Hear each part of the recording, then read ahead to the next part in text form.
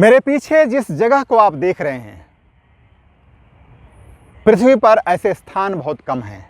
यह दो नदियों का संगम स्थल है, गंगा और यमुना, इन दो विशाल नदियों का संगम।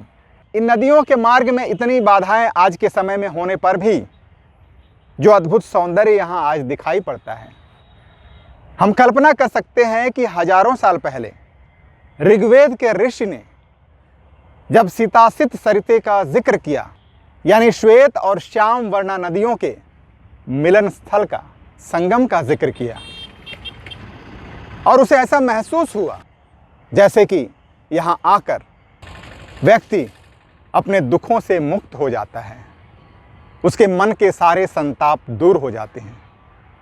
और बाद में धर्म ने जिसकी कल्पना की कि जन्मों के बंधन से वह मुक्त हो जाता है। पुराणों ने जिसे प्रयाग कहा, जिसे इलाहाबाद कहा,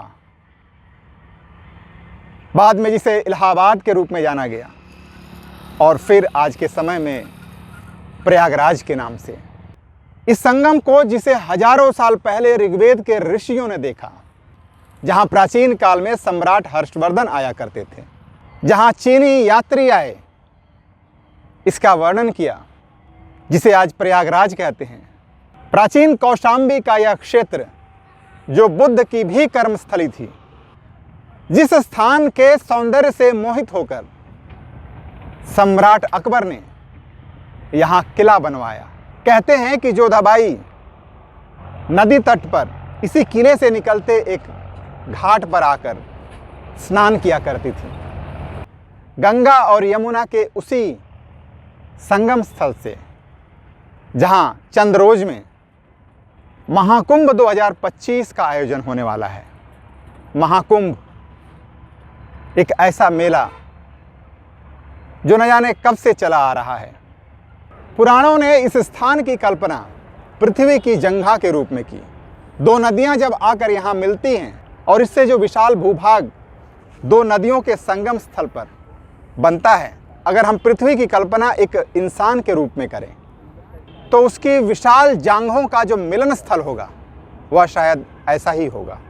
और शायद इसीलिए पुराणों ने इसकी कल्पना पृथ्वी की जांघों के मिलन स्थल के रूप में किया। पौराणिक ऋषियों ने यहाँ एक तीसरी नदी सरस्वती की भी कल्पना की, और इस तरह से त्रिवेणी संगम का यह क्षेत्र प्राकृतिक और भौगोलिक सौंदर्य का एक उदाहरण रहा होगा। कई हजार साल पहले इसका सौंदर्य कितना अद्भुत रहा होगा।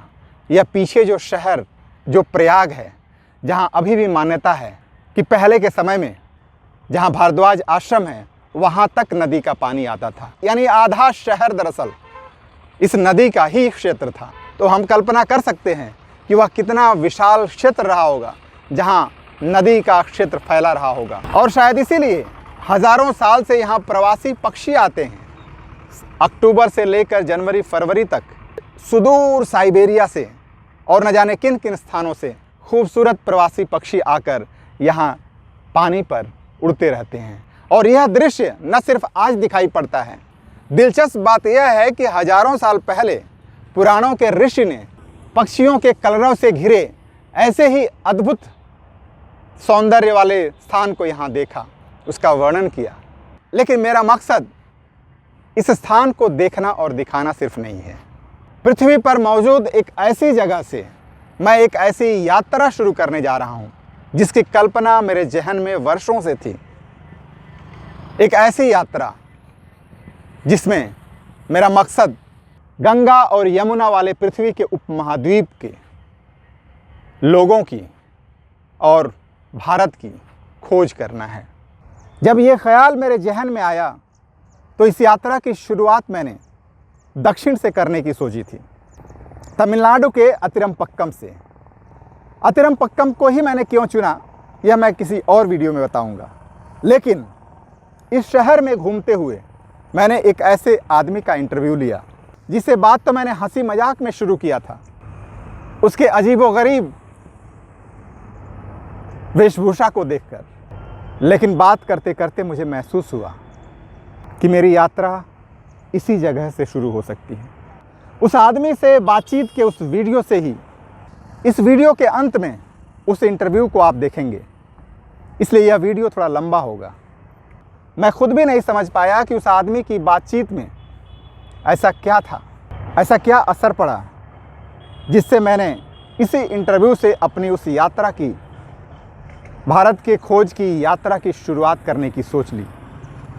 शायद उस वीडियो को देखकर आप यह बता पाएँ, लेकिन उसके बाद मुझे लगा कि यह जगह जहाँ न सिर्फ पृथ्वी की दो विशाल नदियों का संगम होता है, इतिहासकारों ने आसपास के क्षेत्र में प्राचीन सभ्यताओं के अवशेष ढूंढे हैं, जहाँ बुद्ध के समय की कौशाम्बी के अवशेष हैं। आदिम काल से मनुष्यों के बसने के बाद से सभ्यता के उदय की निरंतरता यहाँ देखी जा सकती है, जहाँ न जाने कितने तरह के मानव समुदाय आकर मिल जाते हैं। प्रतीकात्मक रूप से शायद यही जगह उस हिंदुस्तान का, उस भारत का भी प्रतीक है, जिसमें दुनिया की न जाने कितनी नस्लें, न जाने कितने समुदाय, न जाने कितनी भाषाओं वाले लोग, संस्कृतियों वाले लोग, धर्मों वाले लोग एकाकार हो गए हैं और एक देश की रचना करते हैं, जिसे हम हिंदुस्तान, जिसे हम भारत कहते हैं। पृथ्वी के उस भूखंड, उस उपमहाद्वीप और मुख्यतः भारत की खोज की मेरी यात्रा शायद यहीं से हो सकती थी, और इसलिए इस जगह को मैंने उस यात्रा की शुरुआत का पहला पड़ाव बिंदु माना है। यह यात्रा बेहद लंबी होगी, यह लीनियर नहीं होगी, इसमें निरंतरता की कमी होगी। अगले कुछ महीने जब यहाँ करोड़ों लोगों का समागम होगा, उस समागम के भीतर से हम उस भारत की खोज करने की कोशिश करेंगे और धीरे धीरे अपनी खोज का विस्तार करते हुए इस पूरे प्रदेश का और फिर एक एक करके भारत के अलग अलग क्षेत्रों का अन्वेषण करेंगे, उसकी खोज करेंगे। संसाधनों की कमी से विजुअल्स से आपको कंप्रोमाइज़ ज़रूर करना पड़ सकता है, लेकिन हौसले में कोई कंप्रोमाइज़ नहीं होगा। हमारी खोज की स्पिरिट में कोई कंप्रोमाइज़ नहीं होगा। उम्मीद है आपका साथ मिलेगा भारत के खोज की इस महायात्रा में। आइए मेरे साथ। तो शुरू करते हैं एक महायात्रा भारत के खोज की, और उस महायात्रा की शुरुआत जिस इंटरव्यू से मैं करने जा रहा हूं, उस इंटरव्यू को देखिए, सुनिए, और हो सकता है कि क्यों मेरे अंदर यह डिटर्मिनेशन आया कि यही आदमी मेरी इस यात्रा का पहला व्यक्ति है जहां से मैं यह यात्रा शुरू करने जा रहा हूं।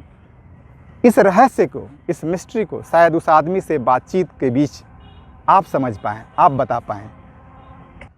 मिलता हूं भारत के खोज की इस महायात्रा के अगले पड़ाव पर, अगले वीडियो में।